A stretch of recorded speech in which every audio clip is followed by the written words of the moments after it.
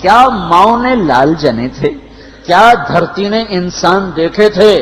آج تک دنیا ایسا بادشاہ نہ دکھا سکی جو 22 لاکھ مربع میل پہ حکومت کر کے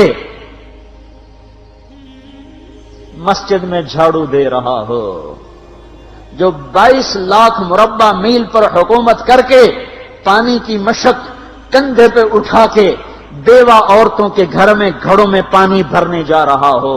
امیر المومنین کہاں جا رہے ہو؟ فلاں اماں کے گھڑے میں پانی بھرنے جا رہا ہوں، فلاں کے گھر میں پانی بھرنے جا رہا ہوں۔ 22 لاکھ مربع میل پہ حکومت کر کے دھرتی نے ایسا بادشاہ نہیں دیکھا جو اونٹ چراتا پھر رہا ہو، اور جو بیت المال کا اونٹ گم ہوا چولے کو باندھا اور دوڑ لگائی، آگے احنف بن قیس ملے، ارے کہاں جا رہے ہو امیر المومنین؟ کہ تو بھی آ جا، بیت المال کا اونٹ گم ہو گیا ہے، مل کے تلاش کریں۔ پتہ نہیں کتنے مسلمانوں کا اس میں حصہ ہے۔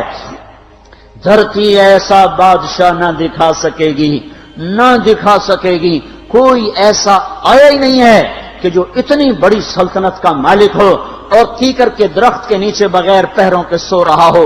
یہ ہمارے چھوٹے چھوٹے حکمران، ووٹوں کے ذریعے سے کرسیوں پر بیٹھنے والے، ان بے وقوفوں کے آگے بھی پہرے، پیچھے بھی پہرے، دائیں بھی پہرے، بائیں بھی پہرے، اوپر بھی پہرے، ان کی گاڑیاں بھی بلٹ پروف، یہ پھر بھی ڈرتے ڈرتے جا رہے کہ انہوں نے ظلم کیا، یہ اپنی ذات میں خوف زدہ ہو گئے۔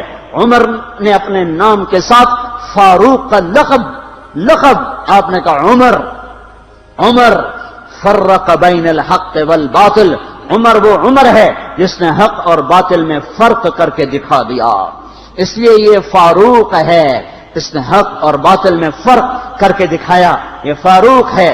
حسن بصری فرمایا کرتے تھے اپنی محفلوں کو عمر کے ذکر سے سجاؤ۔ حضرت عائشہ فرمایا کرتی تھیں عمر کے تذکرے کیا کرو، کہ جب عمر کا تذکرہ ہوتا ہے تو عدل کا تذکرہ ہوتا ہے، جب عدل کا تذکرہ ہوتا ہے تو اللہ کا تذکرہ ہوتا ہے۔ کہ ہم عائشہ رضی اللہ تعالیٰ عنہا فرمایا کرتی تھیں اتنے بڑی سلطنت پر حکومت کرنے کے بعد اللہ کی راہ میں جانے والے مجاہدین کے گھر گیا کھڑا ہوا ہے، دروازے پہ دستک دے رہا ہے، بیٹی کوئی بازار سے سودا لینا ہو تو مجھے بتاؤ، تیرے گھر والا تو اللہ کی راہ میں ہے، میں تمہارے گھر کا سودا لے آؤں، کیا کیا چیز چاہیے؟ تم نے اپنے خامند کو خط لکھنا ہوگا، تم تو لکھنا نہیں جانتی، مجھے بتاؤ میں تیرے خامند کو تیری طرف سے خط لکھوں۔ اما تیرا بیٹا اللہ کی راہ میں گیا ہوا ہے، مجھے بتا میں تیرے بیٹے کے نام تیری طرف سے خط لکھوں۔ اتنی بڑی جس کے سامنے قیصر اور کسرا زیر و زبر ہو گئے، کج کلا، وہ زمین میں جا کے تہ خاک میں وہ سارے ہیرے لال جواہر، وہ زمین میں لوٹ پوٹ کرنے والا، کسرا کے تخت کو توڑنے والا اور روم کی طاقت کو توڑنے والا، آل ساسان کی طاقت کو توڑنے والا اور نوشیروان کے خزانے مدینے میں لانے والا اور خسرو پرویز کے خزانے مدینے میں لانے والا اور رومت الکبرا کے خزانے مدینے میں لانے والا خود اپنے کرتے میں 14 پیوند لے کے چل رہا ہے،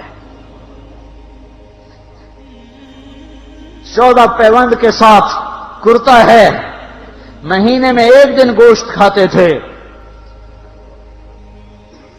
وہ روٹی کھاتے تھے کہ عام آدمی حلق کے نیچے نہیں لے جا سکتا تھا۔ ہے سال کی ابتدا اس شخص کی شہادت سے ہوتی ہے جس کو اللہ نے وہ عزت دی۔ آپ نے کہا میرے 2 وزیر آسمان میں، 2 وزیر زمین میں، آسمان پہ جبریل اور میکائیل میرے وزیر ہیں، زمین پر ابو بکر اور عمر میرے وزیر ہیں۔ آپ فرمایا کرتے تھے ابو بکر عمر اگر کسی بات پہ جمع ہو جائیں تو میں ان کے مشورے کے خلاف کبھی نہ کروں گا۔ ابو بکر تیری مثال ابراہیم کی ہے، عمر تیری مثال نوح علیہ السلام کی ہے، ابو بکر تیری مثال عیسیٰ علیہ السلام کی ہے، عمر تیری مثال موسیٰ علیہ السلام کی ہے۔ آپ مسجد میں آئے، آپ کے دائیں طرف ابو بکر تھے، بائیں طرف عمر تھے، آپ اندر آئے اور کہا دیکھو اسی طرح قیامت کے دن ہم اٹھیں گے کہ میرے دائیں طرف ابو بکر ہوگا، میرے بائیں طرف عمر ہوگا اور ہم ہاتھوں میں ہاتھ دیے ہوئے اٹھائے جائیں گے۔ اور ایک حدیث میں آتا ہے اور میرے قدموں سے بلال کو اٹھایا جائے گا جو نکلتے ہی اذان دے گا، جس کے اسلام لانے نے اسلام کو اونچا کیا، جس کے اسلام لانے نے باطل کو پست کیا، جن راہوں سے عمر گزر جائے شیطان وہ راہیں چھوڑ دیتا تھا۔ عرفات کا میدان تھا، 1.25 لاکھ مقدس ہستیاں سامنے ہیں۔ میرے نبی نے فرمایا اس وقت میرا اللہ میرے سب صحابہ پہ فخر کر رہا ہے اور عمر بن خطاب پہ خاص طور پہ فخر کر رہا ہے، خاص طور پہ فخر ہو رہا ہے، عمر بن خطاب پہ خاص طور پہ فخر ہو رہا ہے۔ میرے بعد کوئی نبی ہوتا عمر ہوتا۔ عمر، میں نے رات جنت میں محل دیکھا، ایک اینٹ موتی کی، ایک یاقوت کی، ایک زمرد کی۔ میں نے پوچھا یہ کس کا ہے؟ کہا گیا ایک قریشی کا ہے۔ میں کہا میں قریشی ہوں، اتنا خوبصورت محل ہے، میرا ہی ہوگا۔ جب جانے لگا تو فرشتے نے کہا یہ آپ کے غلام عمر بن خطاب کا ہے۔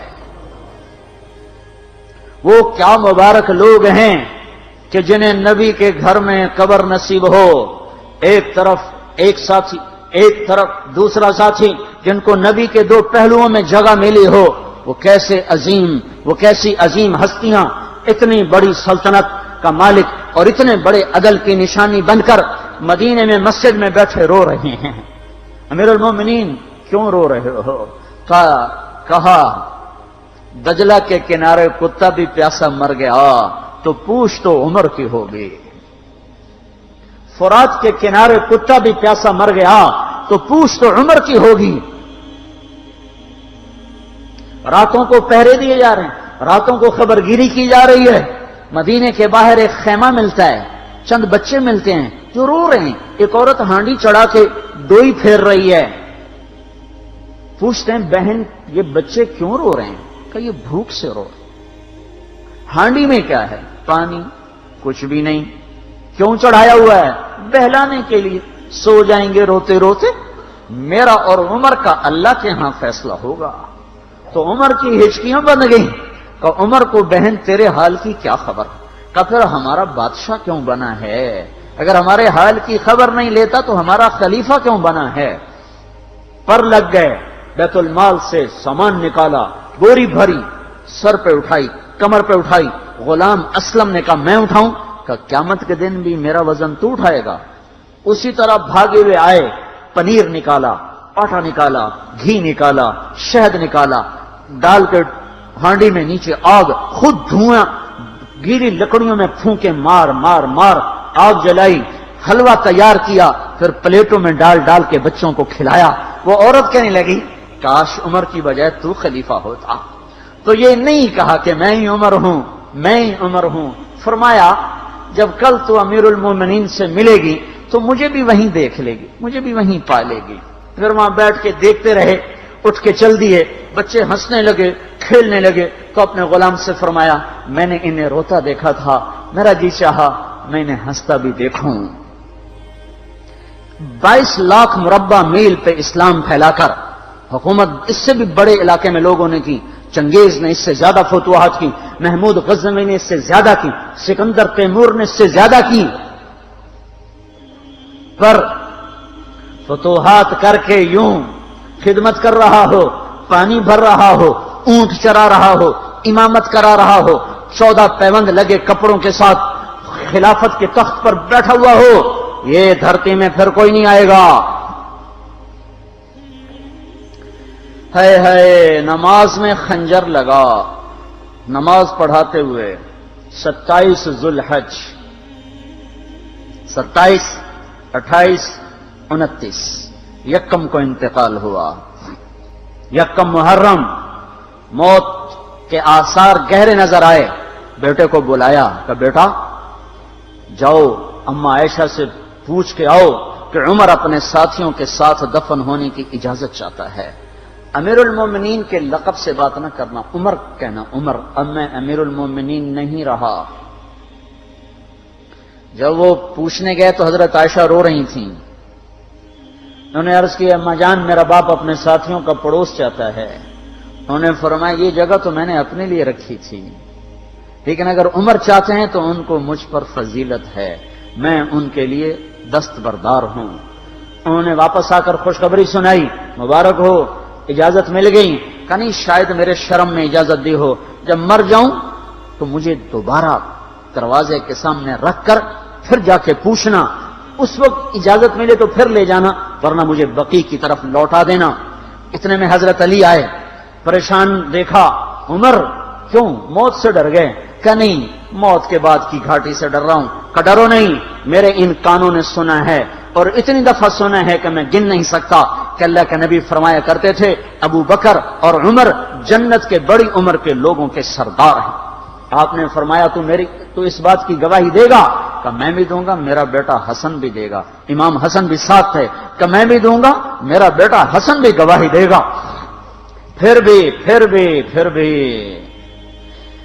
ہے جو جنت کی بشارتیں لیے ہوئے ہیں، 10 مبشرہ، ابو بکر جنتی، عمر جنتی، عثمان جنتی، علی جنتی، طلحہ جنتی، زبیر جنتی، ابو عبد الرحمن بن عوف جنتی، ابو عبیدہ بن جراح جنتی، سعید بن زید جنتی۔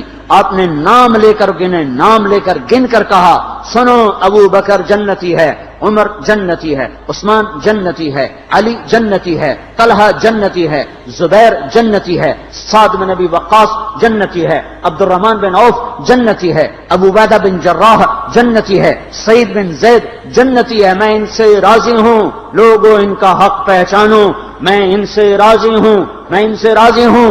پھر آپ نے فرمایا اگر تم نے ان کے بارے میں کسی ایک کے بارے میں بھی دل میں بغض لے کر مر گئے، اور تم نے اتنی بندگی کی تھی کہ سوکھ کے کانٹا ہو گئے تھے، روزے اتنے رکھے تھے کہ پیٹ کمر کو لگ گیا تھا، سجدے اتنے کیے تھے کہ تمہارے ماتھے اور گھٹنوں پر پتھروں جیسے نشان پڑ گئے تھے، اتنا کچھ کر کے ان 10 میں سے کسی ایک کا بغض لے کر اگر تم مر گئے تو اللہ تمہیں منہ کے بل جہنم میں گرا دے گا۔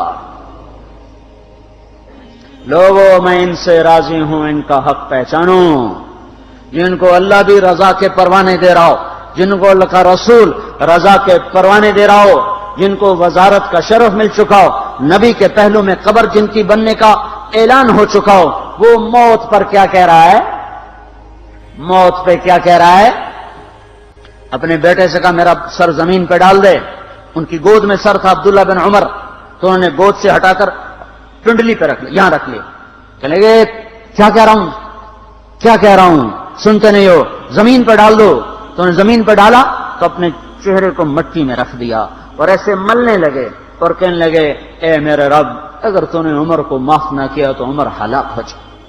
ویل لک یا عمر ولامک ان لم یغفر لک ربک، عمر تیری ہلاکت ہے اگر تیرے رب نے تجھے معاف نہ کیا۔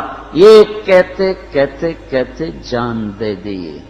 22 لاکھ مربع میل میں اسلام کو زندہ کرنے والا، این حالت نماز میں زخم کھا کے گرنے والا، مطلوب مصطفیٰ، وزیر مصطفیٰ، جنت کی خوشخبریاں لے کر پھر موت پر یوں کہہ رہا ہو اللہ تو نے معاف نہ کیا تو میرا کیا بنے گا؟